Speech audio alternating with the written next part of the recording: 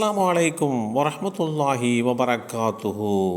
சையதனா கதாதா பின் நுஅமான் ரதியல்லாஹு அன்ஹு, அபூ சயீதில் குத்ரி ரதியல்லாஹு அன்ஹு அவர்கள் ஒரு பயணத்திலே இருந்து திரும்பிய போது அவர்களின் துணைவியார் குர்பானி இறைச்சியை சாப்பிடுவதற்காக கொண்டு வந்து அவர்களுக்கு முன்னால் வைத்தார்கள். அப்போது அபூ சயீதில் குத்ரி ரதியல்லாஹு அன்ஹு அவர்கள், இது பற்றி நான் மார்க்க தீர்ப்பு கேட்காத வரையில் இதை உண்ண மாட்டேன் என்று கூறி தன்னுடைய தாய் வழி சகோதரரான கதாதா பின் நுஅமான் ரதியல்லாஹு அன்ஹு அவர்களிடம் கேட்டார்கள். அதற்கு கதாதா பின் நுஅமான் ரதியல்லாஹு அன்ஹு அவர்கள், குர்பானி இறைச்சியை 3 நாட்களுக்கு மேல் சேமித்து வைத்து எவரும் சாப்பிடக்கூடாது என்ற சட்டத்தை மாற்றும் உத்தரவு நீங்கள் பயணம் சென்றதற்கு பின்பாக வெளியானது என்று கூறினார்கள். இந்த செய்தி ஸஹீஹுல் புகாரியிலே 3997 என்ற எண்ணிலே பதிவு செய்யப்பட்டிருக்கிறது. நுஅமான், உனைசா இந்த தம்பதியருக்கு பிறந்தவர்கள்தான் கதாதா பின் நுஅமான் ரதியல்லாஹு அன்ஹு அவர்கள். இவர்கள் அல்லாஹுடைய தூதர் ஸல்லல்லாஹு அலைஹி வஸல்லம் அவர்கள் மக்காவை துறந்து மதீனாவிற்கு செல்வதற்கு முன் ஏறக்குறைய 42 ஆண்டுகளுக்கு முன்பாக பிறந்தவர்கள். இஸ்லாமிய மார்க்கத்தை ஏற்றுக்கொண்ட ஆண்டு வரலாற்றிலே இன்னது என்று பதிவாகவில்லை. இருந்த போதிலும் ஆரம்ப காலகட்டத்திலே இஸ்லாத்தை ஏற்றுக்கொண்டவர்கள் என்று இவர்கள் பிரபலியமாக அறியப்படுகிறார்கள். நபி ஸல்லல்லாஹு அலைஹி வஸல்லம் அவர்கள் மதீனாவுக்கு வருவதற்கு முன்பே மக்காவிற்கு வந்து அவர்களை சந்தித்த மதீனாவாசிகள் 70 பேர்களுடன் கதாதா பின் நுஅமான் ரதியல்லாஹு அன்ஹு அவர்களும் ஒருவராக திகழ்ந்தார்கள்.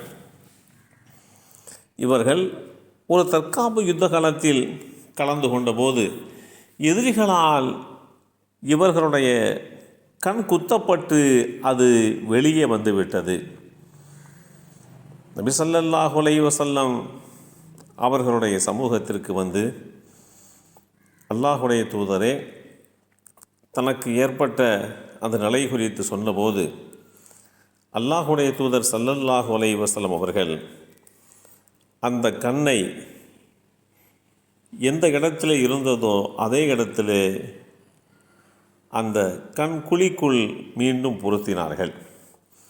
அது மீண்டும் பழைய நிலைக்கு வந்தது மட்டுமல்ல, முன்பிருந்ததை விட கண் பார்வை திறன் மிக பிரகாசமாக அமைந்துவிட்டது என்பதுதான் ஆச்சரியத்திற்குரிய ஒன்று. இவர்கள் அல்லாஹுடைய தூதர் ஸல்லல்லாஹு அலைஹி வஸல்லம் இடத்திலே நெருங்கிய தோழமை கொண்டவர்கள். அந்த கண்ணில் ஏற்பட்ட பாதிப்புகள் குறித்து அவர்கள் ஸல்லல்லாஹு அலைஹி வஸல்லம் இடத்திலே முறையிட்ட போது, கதாதாவே, உம்முடைய கண்ணை இழந்த நிலையில் நீர் பொறுமையாக இருக்க விரும்பினால் உமது கண்ணை அப்படியே விட்டுவிடுகிறேன். ஆனால் உனக்கு சொர்க்கம் உண்டு என்ற நற்செய்தியை கூறுகிறேன்.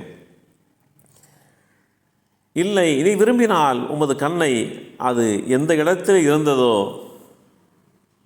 அந்த இடத்திலேயே எந்த விதமான அடையாளமும் தெரியாமல் பொருத்தி விடுகிறேன் என்று கூறினார்கள். அப்போது கதாதா ரதியல்லாஹு அன்ஹு அவர்கள், அல்லாஹுடைய தூதரே, என் கண்ணை இருந்த இடத்திலேயே நீங்கள் பொருத்தி விடுங்கள். அதேபோன்று சொர்க்க பாக்கியம் குறித்து உண்டான நற்செய்தியையும் தந்துவிடுங்கள் என்று 2 விஷயங்களையும் கேட்டு பெற்றுக்கொண்டார்கள் என்பது இவர்களுடைய வரலாற்றிலே மிகச்சிறந்த ஒன்றாக பதிவு செய்யப்பட்டிருக்கிறது. ஹிஜ்ரி 23ஆம் ஆண்டு மதீனாவிலே மறைந்தவர்கள் உமர் ரலியல்லாஹு அன்ஹு அவர்கள்தான் இறுதி தொழுகை நடத்தினார்கள். இவர்களுடைய தாய் வழி சகோதரர் அபூ சயீதில் குத்ரி ரலியல்லாஹு அன்ஹு அவர்கள் இவர்களுடைய மண்ணறையிலே இறங்கி இவர்களை நல்லடக்கம் செய்தார்கள் என்பதுதான் வரலாற்றில் முக்கியத்துவம் வாய்ந்ததாக பார்க்கப்படுகிறது.